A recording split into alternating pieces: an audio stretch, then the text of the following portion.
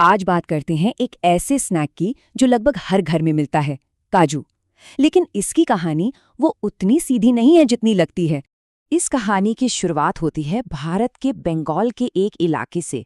यहाँ का नज़ारा कुछ ऐसा है जैसे कोई कह रहा हो कि मेरे चारों तरफ तो काजू ऐसे बिखरा पड़ा है जैसे गेहूं सुखाया जा रहा हो। मतलब चारों तरफ बस काजू ही काजू। और ये कोई छोटा मोटा काम नहीं है। इस जगह को भारत की काजू राजधानी भी कहते हैं। और यहाँ 1 लाख से भी ज्यादा लोग इस बहुत बड़े उद्योग से जुड़े हुए हैं। लेकिन यहाँ एक सवाल उठता है, ये जो इतना सारा कच्चा काजू है, ये सब आखिर आता कहाँ से है? और यहीं पर कहानी में एक दिलचस्प मोड़ है।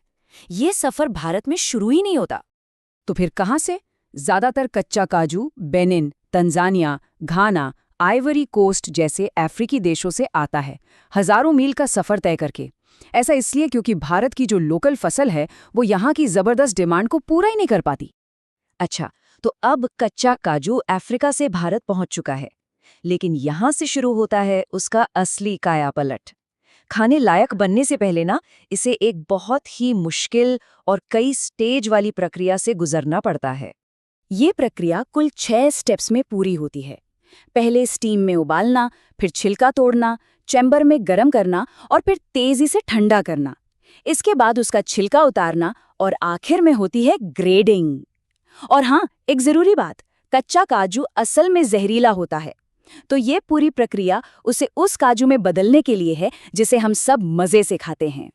तो एक बार जब बाहर का सख्त छिलका टूट जाता है तो गिरी को एक हीट चेम्बर में डाला जाता है। और ये कोई छोटी मोटी सिकाई नहीं होती, पूरे 12 घंटे से भी ज्यादा वक्त तक इसे भूना जाता है। और जैसे ही ये 12 घंटे पूरे होते हैं, उन्हें फौरन वहां से निकालकर एक बेहद ठंडे रेफ्रिजरेटेड कूलिंग रूम में ले जाया जाता है। सोचिए, एकदम खौलती गर्मी से बर्फीली ठंडक में एक तरह का टेम्परेचर शॉक दिया जाता है। अब सवाल ये है कि ऐसा क्यों किया जाता है? इतनी ज्यादा गर्मी के बाद एकदम से इतनी ज्यादा ठंड, आखिर इसका मकसद क्या है? ये एक बहुत ही स्मार्ट तरीका है। इस प्रोसेस से काजू के ऊपर जो एक पतली कागज जैसी स्किन होती है ना, वो एकदम कुरकुरी और भंगुर हो जाती है। इसका फायदा ये होता है कि उस स्किन को आसानी से छीलकर हटाया जा सकता है। और सबसे जरूरी बात, काजू की कीमती गिरी टूटती नहीं है।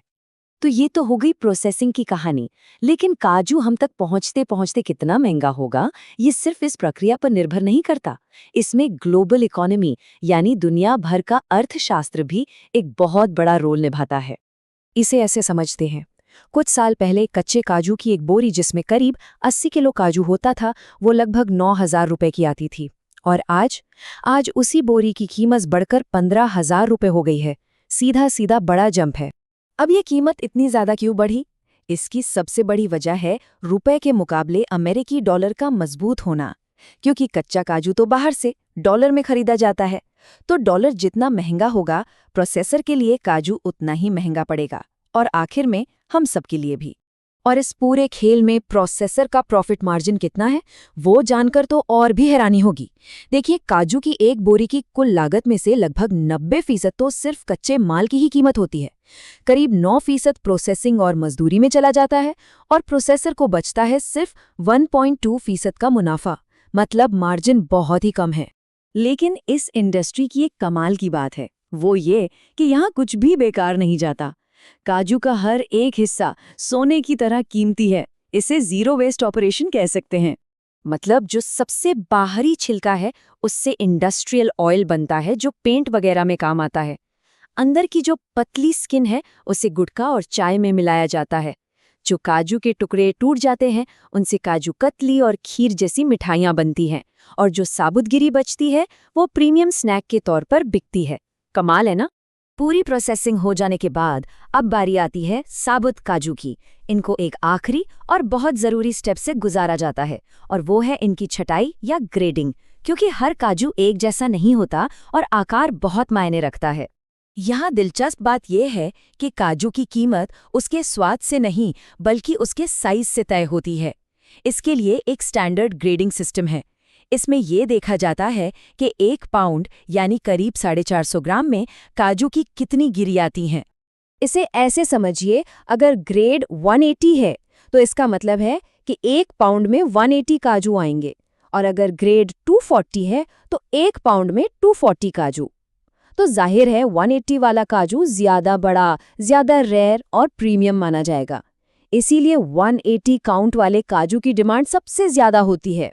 तो ये है काजू का पूरा सफर, एक अफ्रीकी खेत से शुरू होकर भारत की एक फैक्ट्री में होने वाली मुश्किल प्रक्रिया से गुजरकर हमारे लिए एक स्नैक बनने तक का। ये पूरी यात्रा दिखाती है कि कैसे एक ग्लोबल सप्लाई चेन काम करती है, इसमें कितनी मेहनत लगती है और कितना गजब का जुगाड़ भी। तो अगली बार जब हाथ में एक साधारण सा काजू आए, तो शायद उसकी इस अविश्वसनीय छिपी हुई यात्रा का कोई ना कोई हिस्सा जरूर याद आएगा, है ना? ये पूरा जटिल रास्ता हमें यही बताता है कि इस छोटे से मेवे के पीछे की कहानी उतनी छोटी नहीं है जितनी दिखती है।